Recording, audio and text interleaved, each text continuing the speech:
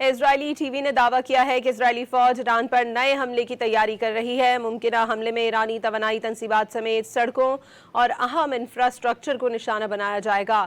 Channel ٹریلو کے مطابق ایران کے خلاف ممکنہ کارروائی کے لیے اسرائیل اور امریکہ کی عسکری قیادت کے رابطوں میں تیزی آئی ہے۔ اسرائیلی آرمی چیف ایال ازمیر اور سینٹ کام سربراہ بریٹ کوپر کے درمیان حالیہ دنوں میں متعدد رابطوں کا انکشاف ہوا ہے۔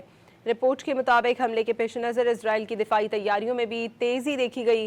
اسرائیلی ٹی وی نے مزید دعویٰ کیا کہ امریکہ بھی ایران کے اندر محدود حملے کے آپشن پر غور کر رہا ہے، تاہم اس حوالے سے تاحال کوئی حتمی فیصلہ نہیں ہوا۔ اسرائیلی ٹی وی نے دعویٰ کیا ہے کہ اسرائیلی فوج ایران پر نئے حملے کی تیاری کر رہی ہے۔ ممکنہ حملے میں ایرانی توانائی تنصیبات سمیت سڑکوں اور اہم انفراسٹرکچر کو نشانہ بنایا جائے گا۔ چینل ٹریلو کے مطابق ایران کے خلاف ممکنہ کارروائی کے لیے اسرائیل اور امریکہ کی عسکری قیادت کے رابطوں میں تیزی آئی ہے۔ اسرائیلی آرمی چیف ایال ازمیر اور سینٹ کام سربراہ بریٹ کوپر کے درمیان حالیہ دنوں میں متعدد رابطوں کا انکشاف ہوا ہے۔